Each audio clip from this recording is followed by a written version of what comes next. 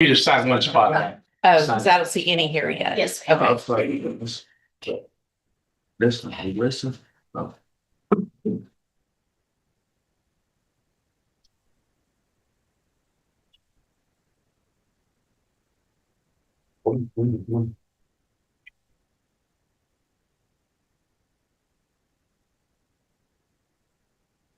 Hey, sir, are you Marvin Lee Watts Julie. Jr.? And Mr. Parker, will your client waive the formal reading of the indictment in each case? That's sure.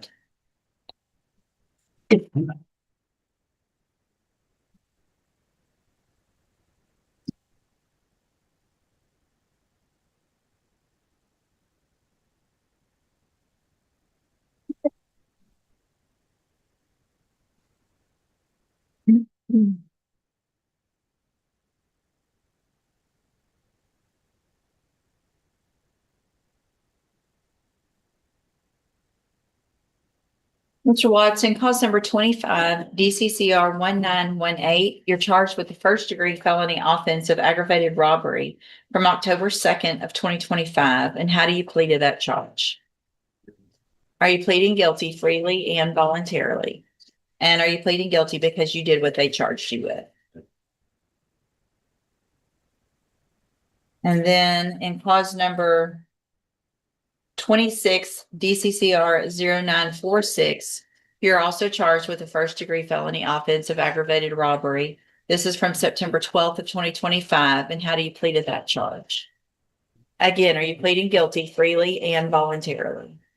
And because you did what they charged you with? In each of those cases, I have here on the tablets documents that have your signature on them that the state's marked as exhibit number 1. Before you sign these, did you go over them with Mr. Parker? Do you fully understand them? And do you understand, if I follow the agreements that you've made with the district attorney's office, that you'll be waiving or giving up any right to appeal?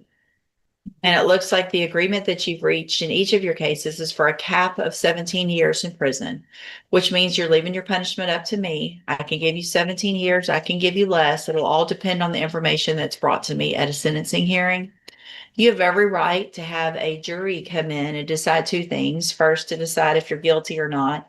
And then if they find you guilty, you could leave your punishment up to that jury.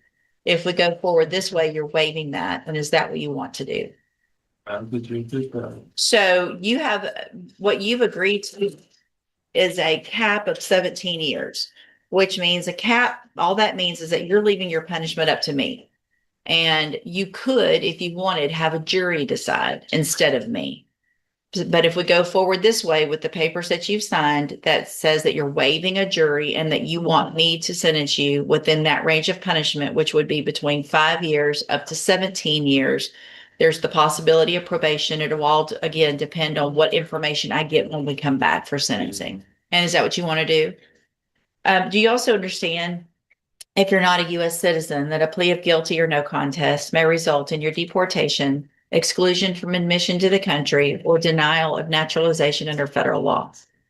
State tenders number 1 in each case. Objection. It's admitted in each case. Is there any evidence that Mr. Watts is not competent? Negative. All right, sir. In each of your cases, I'm going to find that you entered your pleas of guilty freely and voluntarily, find that you're mentally competent and you understand the nature and the consequences of those pleas, find sufficient evidence to find you guilty. However, I'm going to reset your cases for sentencing so that the probation department can do a pre-sentence report. That'll give me more information about you and your cases for when we come back for sentencing. Anything that you think is important for me to know, make sure you get that information to Mr. Parker. He'll present it to me on your behalf. Okay. Yes. Right, you can go back with the Thank baby. you, Judge. Thanks for getting me in. Yes, sir. Thank you, Your Honor.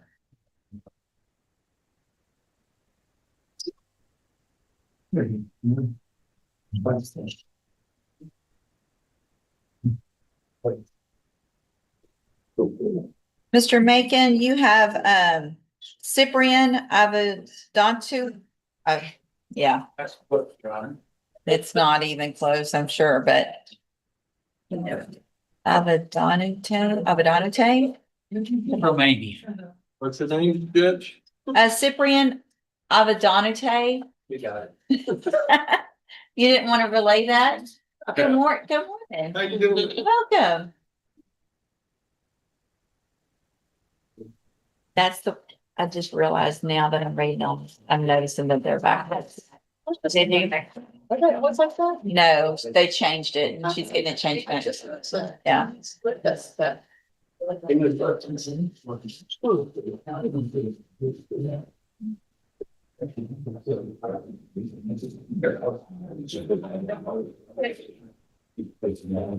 Good morning. Good morning. And are you Cyprian? Is it Avedad Natue? Yes. Close enough. All right. And Mr. Avedad Tanue, I can't say it. Is charged with unlawful interception or use of a wire oral electronic communication. And Mr. Macon, what is the announcement? Yeah, and I'm going to call him Cyprian. He just got back here from California. He was in custody out there and they brought him back. And Pam was just appointed on the case.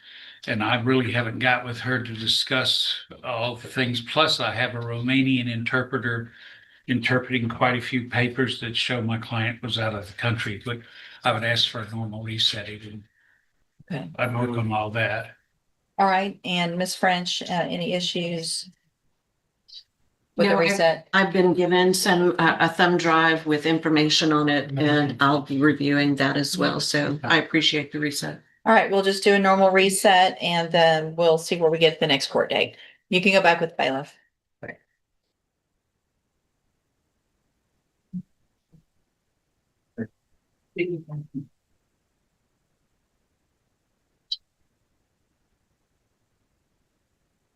Mr. Kelly, you've got Dalton Batiste. Judge, that's Mr. Coleman's hold on to that case. Can you hold it just for a minute? He knows Mr. Kelly's here. Sure. He's gonna come up with it. Thank you. Thanks.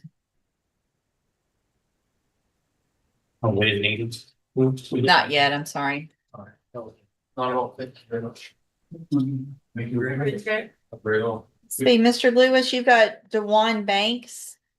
Yes, ma'am. DeJuan Banks. Right. No. They just remain. And Morning. How are you, Mr. Lewis? I'm doing all right. That's fine. Good. Good morning. Are you DeJuan Banks? Yes.